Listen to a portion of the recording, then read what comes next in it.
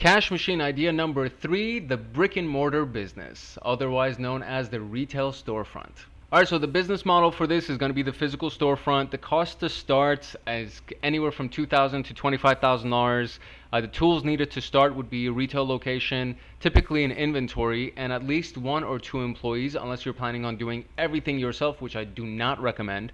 And then, of course, the revenue model itself would be product service sales, ad revenue, and franchising. Now, contrary to popular belief, the internet revolution did not kill the brick and mortar business or the retail business. Traditionally, prior to the internet, the success rate of retail businesses or brick and mortar businesses was extremely low. And here are the numbers. Before the internet, 80% of new businesses failed the first year. From that, 20% would make it to year 2.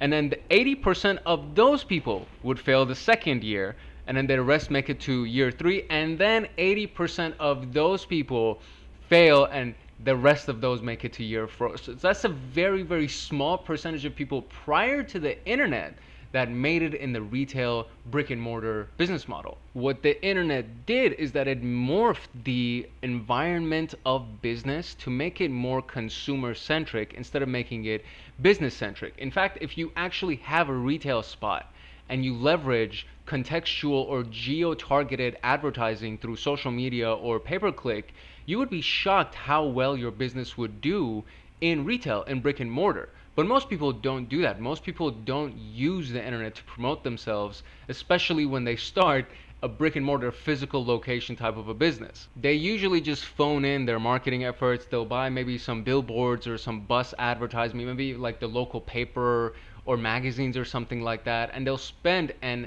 exorbitant amount of money on their marketing and wonder why nothing is coming in, mainly because of the fact that none of those things are trackable unless you really know what you're doing with traditional advertising methods.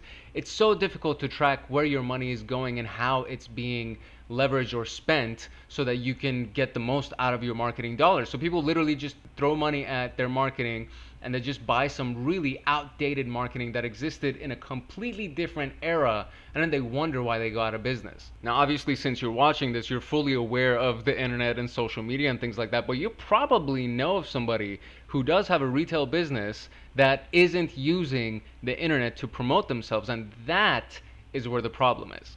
So the big lesson, right, the key lesson, and this shouldn't be a secret anymore, especially when people like Gary Vee and Hormozi are just giving so much of this content away and they're essentially repeating the same message over and over and over again. So if you or someone that you know has a retail business and they're not leveraging contextual or geo-targeted marketing online, the first thing that you got to do is learn how to do those things. Go create a marketing campaign and an ad campaign targeted within a 10 to 20 to 30 mile radius of your actual location, and just see what happens as a result of your marketing. It's kind of crazy that people don't do it, but it's where it's at. So there's a lot of opportunity because of the fact that so many people aren't doing it. So believe it or not, there's still a lot of people that still have not transitioned their marketing efforts to online and digital marketing, and that's where a lot of opportunity lies. And among the many other nuances and points that it takes to create a successful retail brick and mortar type of a business, having a turnkey digital marketing system that you can leverage and get the most out of your advertising dollars is one of the biggest keys to ensuring that your brick and mortar business is a cash machine for you. Obviously, there's other things because most people spend their own personal time and energy in the store, and that needs to be systemized as well, and you need to remove yourself as one of the main cogs of the business so that it can be considered a cash machine.